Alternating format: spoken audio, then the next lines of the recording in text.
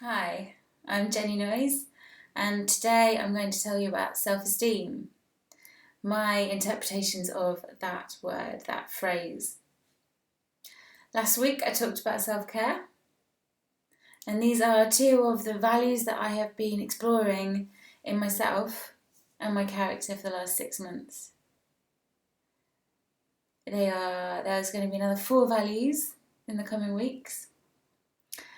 And the reason that self-esteem has become so important to me is because I realised that there was a fundamental difference between self-belief and self-esteem, and I found that there was a confusing element to my artistic practice, which was that on the one side, when I'm creating on my own, I feel a great sense of purpose and a great sense of motivation and connection, and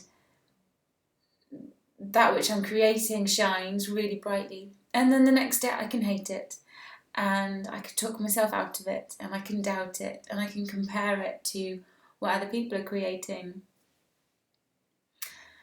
And I can question how well people are relating to me, and I can question whether I should go out and get a real job.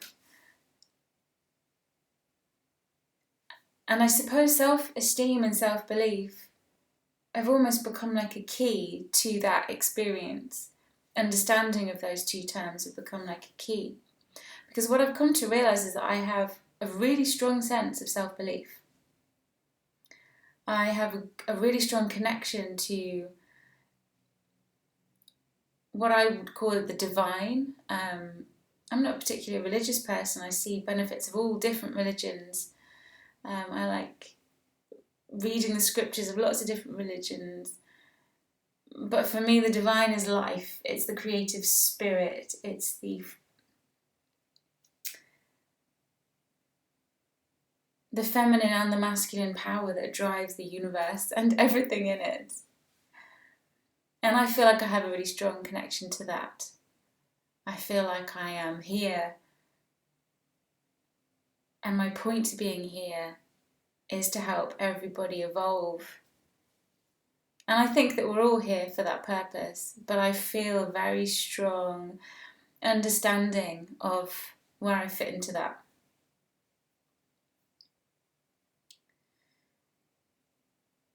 I struggle, on the other hand, with sharing it with other people. It's kind of pointless doing all these creations, which I really enjoy doing, but if I can't share them, then it's not a waste, but it's a shame, really, because my ultimate goal is to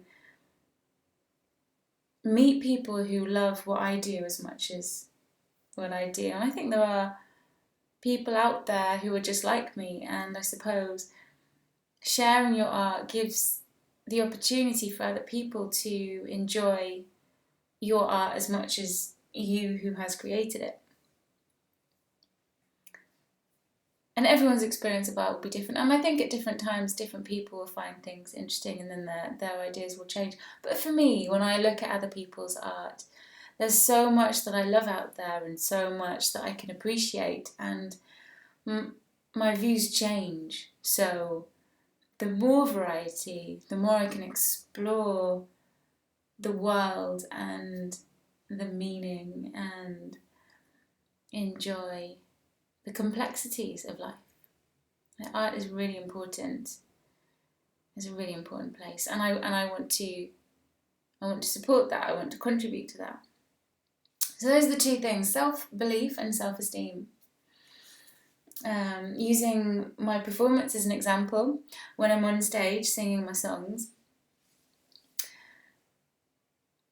I think a big part of my performance is my trying to become a channel to this divine energy, to this connection to source. So the best performance I can give will be where I feel like I can completely let go and open up and be a channel to this divine love and divine light, and surrender myself and become a vessel.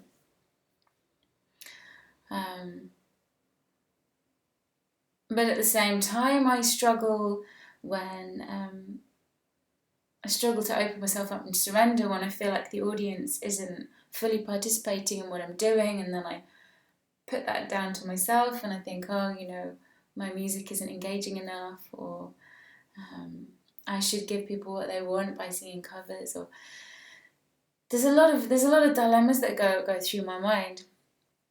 And I think looking at, but it's never essentially one thing or the other. My thoughts change because, when I go to a bar, when I'm meeting my friends and I want to have a good time, and I suppose I do really make the effort to listen to performers when I go to venues, because I know what it's like to be up there. I think it's different when you're in a band, but especially when you're a solo artist, because you're not getting that energy from the stage, from your bandmates. So you have to get it from the audience in a way, or you have to be so in the zone. I think this is the option that I'm going to go for moving forward, is almost fake it till I make it. So if I don't feel able to surrender, then imagine that I do feel able to surrender until I believe that, and not care what people think really, and just get up there and do my thing. Because when I connect and open up and become that vessel, I enjoy it, and I think that the audience has a better chance of enjoying it than too. If you look up from your conversation and you realise that someone is on stage fully involved in what they're doing, I think it's easier to engage with it. So the negative words has got a lot to do with self-esteem, the sharing side of it. The negative words, or people aren't interested in what I'm doing, people don't care what it is that I'm doing. And that will be true in many cases. But by listening to those negative words, I prevent the opportunity from meeting people that do enjoy what I do, and prevent myself from enjoying what I do. So I think there is a big part of it not caring what people think, even though the audience is so fundamental in that performance experience. There's an extent to which you shouldn't care what the audience thinks, which is a kind of complicated thing to get your head around. You want the audience to participate, but you don't want to care what they think. So, but I think self-esteem has got a lot to do with doing what you're scared of. If you push yourself, then you increase your feelings of worth, and you increase your courage, and you keep building on that. And I think I have hidden away quite a lot of my art. I have performed out quite a bit, and I have done that my whole life, but I think there's a lot of, this album that I'm releasing this year was the first album that I've ever released. And I've been writing songs for 20 years, so why has it taken me so long? And I think it is because of this self-esteem. So to increase my self-esteem, I'm going to fake it till I make it. Care less about what the audience thinks when I'm in the moment. But I think you can explore the audience experience afterwards or before. And I think this is it. When you're performing, or when you put a media campaign like this together, you think it through in the safety of your four walls. And when you get to the point where you hit send, or you get to the point where you get up on stage, you've already thought about it, and it's a good idea. So just do it.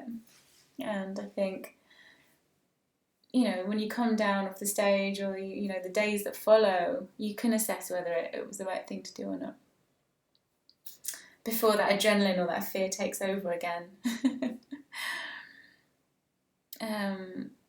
So yes, I think there's something in that about the feminine and the masculine.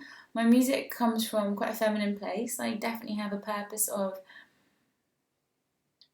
pushing the feminine into the limelight, and I think that particularly with performance, these social environments are quite masculine, and I think there's not a lot of space for the quiet, internal, reflective thought.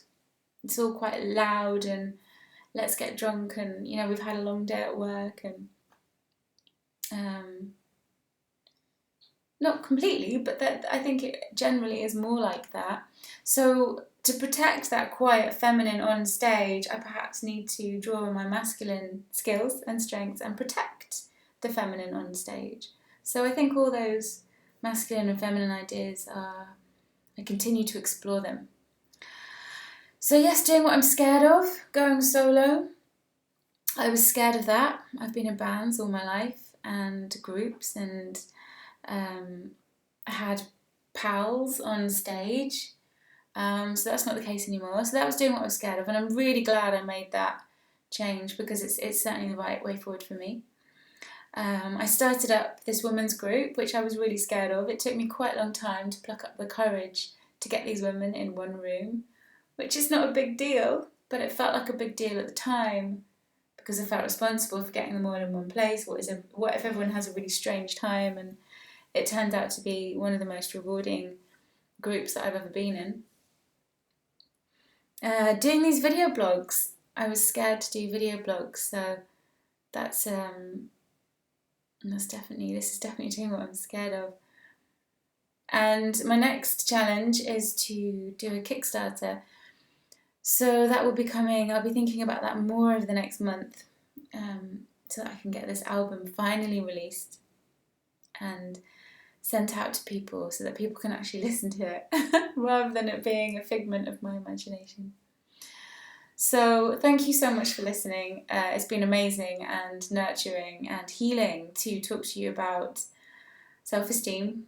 It's all part of the journey, doing what I'm scared of to increase my self-esteem, so that at some point in my life I can actually feel a part of, I can feel congruence between self-belief and what it is that I project out to the world. Because it would really be nice to be authentically myself in every situation and push that forward with confidence. So I welcome your comments, and I look forward to seeing you next week, which I'm going to talk about planning, number 3 of the 6 values. And I think planning is massively underrated. I think it's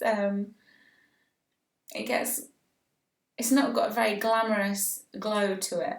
So I'm going to try and bump that up and show you how exciting planning can be.